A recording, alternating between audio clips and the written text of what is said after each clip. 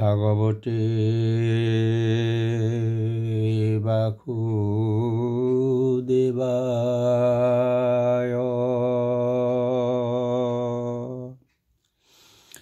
ভকত প্ৰাণীৰে অসমীৰ বুকুতে ধৰ্মৰ ধ্বজা উৰে আন্ধাৰ বিনাশী জ্ঞানৰ পোহৰ সভনৰ প্ৰাণে হিছে গলাকাৰ চিনে গতি সময়ৰে মনৰ দিগন্ত ৰছে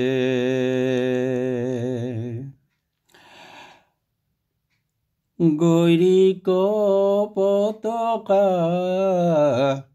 ৰঙা চানিকিয়া জীৱ বুনিয়াদ গঢ়ে ভকত প্ৰাণৰে অসমীৰ বুকুতে ধৰ্মৰ ধ্বজা উৰে আন্ধাৰ বিনাশী জ্ঞান পোহৰ সভনৰ প্ৰাণে হিছে গুৰু দামোদৰ সত্য সনাতন বান্ধা প্ৰেম ভক্তি ৰখে সুৰুজয়া ভাৰে ভক্তিবন্তি জ্বলে প্ৰণামিলো কাতৰে ভকত প্ৰাণৰে অসমীৰ বুকুতে ধৰ্মৰ ধ্বজা উৰে আন্ধাৰ বিনাশী জ্ঞানৰ পোহৰ সভনৰ প্ৰাণে হিছে গলাকাৰ চিনে গতি সময়ৰে মনৰ দিগন্ত ৰছে গুৰু দেৱদামোদৰৰ ধৰ্মত বেদ আদি শাস্ত্ৰ খণ্ড 103 ভাগৱত পুৰাণৰ পঞ্চম স্কন্ধৰ ষোড়শ অধ্যায়ৰ শিৰোনাম ভুৱন কোশ বৰ্ণনা কথনৰ প্ৰাকখনত শ্ৰীকৃষ্ণৰ চৰণৰ শৰণ লৈ গুৰু দেৱদামোদৰক প্ৰাৰ্থনা জনাই শ্ৰোতা দৰ্শকক সেৱা নিবেদিছোঁ। ৰজা পৰীক্ষিতে প্ৰশ্ন কৰিলে, হে ব্ৰাহ্মণ, সূৰ্যই যিমান দূৰ পৰ্যন্ত আলোকদান কৰাত সক্ষম সিমান দূৰ পৰ্যন্ত এই ভূমণ্ডলৰ বিস্তাৰ আৰু শুক্ল আৰু কৃষ্ণপক্ষৰ যি যি স্থান ব্যাপী চন্দ্ৰ আৰু নক্ষত্ৰসমূহৰ প্ৰকাশ দেখা যায়, আপুনি ক'লে ভূমণ্ডল সিমান দূৰ পৰ্যন্ত বিস্তৃত। হে ভগৱান, এই ভূমণ্ডলৰ মধ্যত মহাৰাজ প্ৰিয়ব্ৰতৰ ৰথচক্ৰৰ 7টা ঘাটেৰে 7 সাগৰৰ উৎপত্তি হৈছে। আপুনি আগতে সংক্ষেপে কৈছে যে এই 7 সমুদ্ৰৰ পৰা পৃথিৱীৰ 7টা দ্বীপ বিশেষ উৎপত্তি হৈছে। আমি এতিয়া আপোনাৰ ওচৰত পৰিমাণ আৰু লক্ষণ অনুসৰি এইবিলাক দ্বীপৰ সমস্ত তত্ত্ব জানিব ইচ্ছা কৰিছোঁ। হে গুৰুদেৱ, এই ভূমণ্ডল ভগৱানৰ গুণময় স্থলৰূপ। ইয়াতে নিবিষ্ট কৰিলে পিছত সেই মনক নিৰ্গুণ আত্মজ্যোতি স্বৰূপ বাসুদেৱ নামৰ পৰব্ৰহ্মও নিবিষ্ট কৰা সম্ভৱ। গতিকে হে ভগৱান, আপুনি এই ভূমণ্ডলৰ স্থূলৰূপৰ বৰ্ণনা কৰক। শ্ৰী শুকদেৱে ক'লে, মহাৰাজ, মানুহে যদি দেৱসদৃশ পৰম আয়ু প্ৰাপ্ত হয়, তথাপি বিশেষ বিশেষ স্থানৰ নামৰ দ্বাৰা ভগৱানৰ মায়া বিভূতিৰ অন্ত বাক্য আৰু মনৰ দ্বাৰাও অৱগত হ'বলৈ সক্ষম নহ'ব। গতিকে প্ৰধান প্ৰধান দিশসমূহৰ নাম, সন্নিৱেশ আৰু চিহ্ন বৰ্ণনা কৰিয়েই তোমাৰ ওচৰত ভূগোলস্থ স্থানৰ বিষয়ে ব্যাখ্যা কৰোঁ। হে মহাৰাজ, এই ভূমণ্ডল অতি প্ৰকাণ্ড পদ্মস্বৰূপ। সপ্তদ্বীপ তাৰ কোষ। এই সপ্তদ্বীপ সদৃশ কোষৰ মধ্যৰ অভ্যন্তৰ কোষ হ'ল জম্বুদ্বীপ। এই জম্বুদ্বীপৰ দৈৰ্ঘ্য নিযুত যোজন আৰু বিস্তাৰ লক্ষ যোজন। এই জম্বুদ্বীপ পদ্মাৱতৰ সদৃশ, চাৰিদিকে সমান বৰ্তুলাকাৰ। এই জম্বুদ্বীপত 9টা বৰ্ষ অৰ্থাৎ দেশ আছে। তাৰে ভিতৰত ভদ্ৰাস্য আৰু কেতুমাল বৰ্ষ ব্যতীত প্ৰত্যেকৰে বিস্তাৰ 9,000 যোজন। এই 9টা বৰ্ষত 8টা সীমাৰক্ষক পৰ্বতৰ দ্বাৰা পৰস্পৰ সুন্দৰভাৱে বিভক্ত হৈ আছে। ইলাবৃত নামৰ বৰ্ষটো এই 9টা বৰ্ষৰ মধ্যস্থলত অৱস্থিত। এইবিলাক যথাক্ৰমে ৰম্য, হিৰণময় আৰু কুৰু বৰ্ষৰ সীমাৰূপে বিদ্যমান আছে। এইবিলাক পূব দিশে দীঘল। লৱণ সাগৰত এইবিলাকৰ সীমা নিৰ্দেশক পশ্চিম হিচাপে 2 দিশে অৱস্থিত। এইবিলাকৰ প্ৰত্যেকৰে বিস্তাৰ 2,000 যোজন। কিন্তু পূবৰ তুলনাত অন্যটিৰ দৈৰ্ঘ্য 11 অংশত নূন্য, অৰ্থাৎ পূৰ্ব দিশৰ তুলনাত অন্যটিৰ দৈৰ্ঘ্য 11/1 কম। এইদৰে ইলাবৃত বৰ্ষৰ দক্ষিণত বিশদ, হেমকোষ আৰু হিমালয় নামে 3খন পৰ্বত আছে। এই 3খন পৰ্বত নীল, শ্বেত ইত্যাদি পৰ্বতৰ দৰে পূৰ্ব দিশে আয়তাকাৰ আৰু প্ৰত্যেকে 10,000 যোজন বিস্তৃত। এইবিলাক যথাক্ৰমে হৰিবৰ্ষ, কিমপুৰুষ বৰ্ষ আৰু ভাৰতবৰ্ষৰ সীমাৰক্ষক। এইদৰে ইলাবৃত বৰ্ষৰ পশ্চিম আৰু পূব দিশত মূল্যৱান আৰু গন্ধমাদন এই 2খন পৰ্বতৰ উত্তৰ দিশে নীল আৰু দক্ষিণে নিশট পৰ্বত পৰ্যন্ত দীঘলীয়া হৈ এই 2,000 যোজন বিস্তৃত। এই 2খন পৰ্বতে কেতুমাল বৰ্ষ আৰু ভদ্ৰাস্য বৰ্ষৰ সীমা নিৰ্দেশ কৰিছে। মেৰু পৰ্বতৰ চাৰিওদিশে অযুত যোজন বিস্তৃত আৰু উন্নত মন্দৰ, মেৰুমন্দৰ, সুপাৰ্শ্ব আৰু কুমুদ এই 4খন অস্তৰম্ভ পৰ্বত অৱস্থিত। এই 4 পৰ্বতৰ উপৰিভাগত আম, জাম, কদম আৰু বট নামৰ 4জোপা মহাবৃক্ষধ্বজৰ দৰে অৱস্থান কৰিছে। এই গছকেইজোপাৰ উচ্চতা আৰু চাৰিদিশৰ শাখাসমূহৰ বিস্তৃতি 1100 যোজন আৰু এই কেইজোপাৰ বিস্তৃতি 100 যোজন। হে ভৰত শ্ৰেষ্ঠ ভক্ত, 4জোপা বৃক্ষৰ অদূৰত 4টা হ্ৰদ আছে। তাৰে মাজত এটা দুগ্ধ পানীৰ, দ্বিতীয়টোৰ মধুজল, তৃতীয়টোৰ ইক্ষুৰ জল আৰু চতুৰ্থটোৰ শুদ্ধ জল। এই 4টা হ্ৰদৰ পানী অতি চমৎকাৰ। উপদেৱসকলে সেয়া সেৱন কৰি স্বাভাৱিক যোগেশ্বৰ ধাৰণ কৰিছে। এই স্থানত 4টা হ্ৰদ ব্যতিৰেক 4খন উৎকৃষ্ট দেৱোদ্যান আছে। এই 4 উদ্যানৰ নাম হ'ল চন্দন, চৈত্ৰৰথ, বৈভ্ৰাজক আৰু সৰ্বতোভদ্ৰ। এইবিলাক উদ্যানত শ্ৰেষ্ঠ দেৱগণ উপদেৱতা আদি পৰিবেষ্টিত হৈ পৰম ৰমণীসকলৰ সংগত মিলিত হৈ বিহাৰ কৰি থাকে। মন্দৰ পৰ্বতৰ ক্ৰূৰ দেশত দেৱচ্যুত নামৰ এজোপা স্বৰ্গীয় আম বৃক্ষ আছে। এই 1100 জন উচ্চ এই বৃক্ষজোপাৰ অগ্ৰভাগৰ পৰা সৰ্বদা প্ৰচুৰ অমৃত সদৃশ ফল পতিত হয়। এই ফলবিলাক পৰ্বতৰ শৃংগৰ দৰে স্থলবিদীৰ্ণ হৈ সেই ফলৰ পৰা অতি সুগন্ধ সুমধুৰ ৰক্তবৰ্ণ ৰসৰূপ জলধাৰা নিৰ্গত হয়।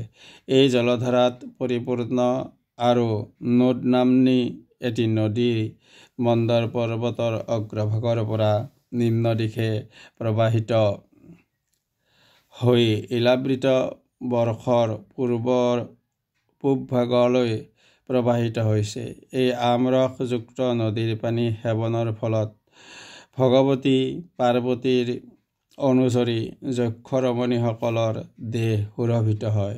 তেওঁলোকৰ অংগ স্পৰ্শ কৰা বায়ু সুৰভিত হৈ উঠে।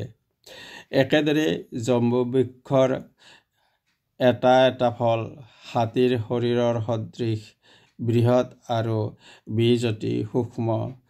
অতি উচ্চ স্থানৰ পৰা পতিত হোৱাৰ ফলত ইয়াৰ ফল বিদীৰ্ণ হৈ জম্বু নদী নামৰ এটা ৰসনদী সৃষ্টি হৈছে। সেই স্ৰোতস্বিনী নদী অযুত যোজন উচ্চ মেৰুমন্দৰ পৰ্বতৰ অগ্ৰভাগৰ পৰা ভূমিতললৈ বৈ আহি দক্ষিণ দিশে ইলাবৃত বৰ্ষ পৰ্যন্ত প্ৰবাহিত হৈছে। জম্বু নদীৰ উভয় তীৰস্থ মৃত্তিকা সেই নদীৰ জলৰসেৰে অনুবিদ্ধ হোৱাত বায়ু আৰু সূৰ্যৰ কিৰণৰ সংযোগত বিশেষ পাকপ্ৰাপ্ত হৈ সুবৰ্ণত পৰিণত হৈছে। দেৱতাসকলে এই সুবৰ্ণক আভৰণ ৰূপে ব্যৱহাৰ কৰে। তেওঁলোকে স্ব যুৱতীসকলৰ সংগত মুকুট বলয় কটিসূত্ৰ কুণ্ডল প্ৰভৃতি আভৰণ ধাৰণ কৰে। সুপাৰ্শ্ব পৰ্বতৰ পাদদেশত যি মহাবৃক্ষজোপা অৱস্থিত আছে সেই জোপাৰ নাম মহাকদম্ব। এই জোপাৰ পৰা পঞ্চব্যাম পৰিমিত 5টা মধুধাৰা এই পৰ্বতৰ শিখৰৰ পৰা নিঃসৃত হৈছে। সেইটোৰ নিজৰ পশ্চিমত ইলাবৃত বৰ্ষক নিজৰ সুগন্ধৰে আমোদিত কৰিছে। এই পৰ্বতৰ মধুধাৰা পান কৰিলে মুখ নিৰ্বাহিত বাম 100 যোজন পৰ্যন্ত সুবাহিত কৰে। এইদৰে কুমুদ পৰ্বত হাতবলছ নামে যি বটবৃক্ষ আছে সেই জোপাত কাণ্ড সমস্তৰ পৰা নিম্ন অভিমুখী বিভিন্ন কাম্য বস্তু যেনে মধু ঘি দুধ অন্ন গুৰ বস্ত্ৰ অলংকাৰ আদি ইচ্ছা অনুসাৰে নিৰ্গত হয়। এই পৰ্বতৰ অগ্ৰভাগৰ পৰা উৎপন্ন হৈছে বহু নদী, যাৰ উত্তৰত ইলাবৃত বৰ্ষবামত জনগণৰ পৰম উপকাৰ সাধন কৰি আছে। এইবিলাক বস্তু যিসকলে উপভোগ কৰে সেইসকল লোকৰ কেতিয়াও বলি পালিত ক্লান্ত ঘৰ্ম ৰোগ অপমৃত্যু অন্যান্য উপসৰ্গমূলক সন্তাপ বিশেষ উৎপন্ন নহয়। তেওঁলোকে যাৱজ্জীৱন সুখেৰে বসবাস কৰে। হে ৰাজন, কুৰংগ কুবৰ কুসুম্ভ বৈকংক ত্ৰিকুট শিশিৰ পতংগ ৰোচক নিষধ চিতিবাস কপিল শংখ বৈদুৰ্য জাৰুধি হংসনাগ কালংকৰ প্ৰভৃতি সেনাসমূহ সুমেৰুৰ মূল দেশৰ চতুৰ্দিশে বেষ্টন কৰি অৱস্থিত। সেইসকল সুমেৰু পৰ্বতৰ কেশৰৰ দৰে প্ৰতীয়মান বোধ হয়। মেৰুৰ পূৰ্ব দিশত জঠৰ আৰু পূব দেৱকোট নামে দুখন পৰ্বত আছে। সেই পৰ্বত দুখন উত্তৰ আৰু দক্ষিণ দিশত 18,000 যোজন দীৰ্ঘ, সেই 2,000 যোজন বিস্তৃত আৰু সেই পৰিমাণে উচ্চ। এই ধৰণে পশ্চিম দিশত পৱন আৰু পৰিমাত্ৰ নামৰ দুখন পৰ্বত আৰু দক্ষিণ দিশত কৈলাশ আৰু কৰবীৰ নামে দুখন পৰ্বত বিদ্যমান আছে। এই দুখন পৰ্বত পূব আৰু পশ্চিম দিশে দীঘলীয়া। উত্তৰ দিশে ত্ৰিশৃংগ আৰু মকৰ পৰ্বত অৱস্থিত। এইদৰে মূলৰ পৰা 1000 যোজন পৰিত্যাগ কৰি চাৰিদিশে অগ্নিৰ পৰিধিৰ সদৃশ এই 8 পৰ্বতত অৱস্থিত হৈ কাঞ্চনগিৰি অৰ্থাৎ সুমেৰু পৰ্বত সৰ্বতভাৱে শোভিত হৈ আছে। ইতিবৃত্তজ্ঞ পণ্ডিতসকলে কয়, এই সুমেৰুৰ মস্তকৰ ওপৰত ভগৱান ব্ৰহ্মাৰ পুৰী বিৰাজমান। এই মস্তকৰ বিস্তৃতি সহস্ৰ অযুত যোজন। এই পুৰী সুবৰ্ণৰে নিৰ্মিত আৰু চতুৰ্দিশে সমচতুষ্কোণ। ব্ৰহ্মাৰ এই পবিত্ৰ পুৰীৰ চতুষ্পাৰ্শ্বে আৰু চতুষ্কোণত ইন্দ্ৰ প্ৰভৃতি অষ্টলোকপালসকলৰ 8টা পুৰী কল্পিত হৈ আছে। লোকপালসকলৰ যাৰ যি দিশ আৰু যি ৰূপ বৰ্ণ, তেওঁৰ পুৰীও সেই ৰূপ বৰ্ণ বিশিষ্ট আৰু সেই দিশে অৱস্থিত। এওঁলোকৰ পুৰীৰ পৰিমাণ ব্ৰহ্মাৰ পুৰীৰ চতুৰ্থাংশ অৰ্থাৎ সেয়া 1000 যোজন। পূৰ্ব দিশস্থ ইন্দ্ৰৰ পুৰীৰ নাম অমৰাৱতী।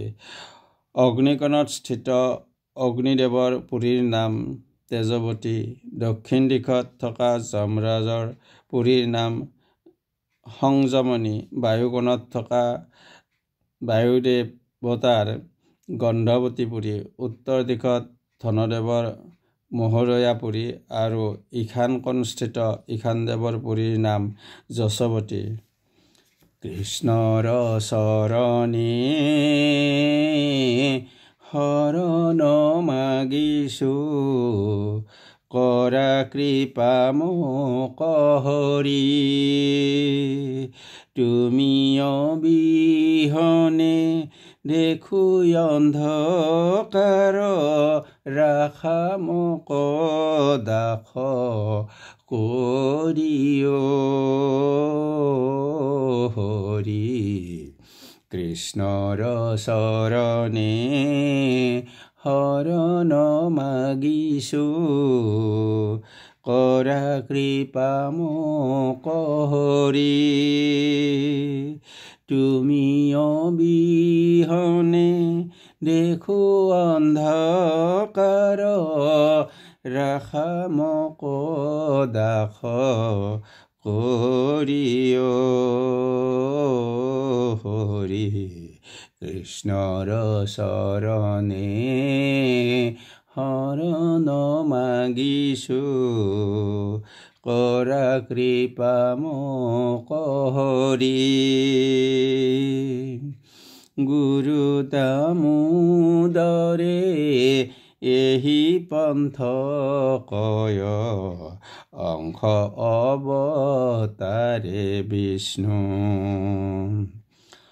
সত্য গুৰু তেওঁ মনুষ্য তাৰিবে, আহিলা গোবিন্দ গুৰু হৰি। আহিলা গোবিন্দ গুৰি।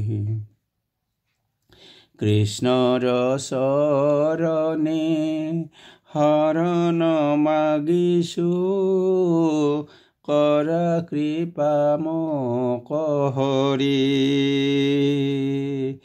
গুৰু দামোদৰে এহি পন্থ কয়, অংশ অৱতাৰে বিষ্ণু। সত্য গুৰু তেওঁ মনুষ্য তাৰিবে, আহিলা গোবিন্দ গুৰু।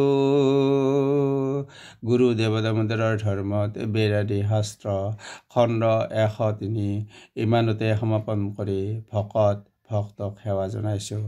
জয় গুৰু দেৱদামোদৰ। অনন্ত কুমাৰ শৰ্মা।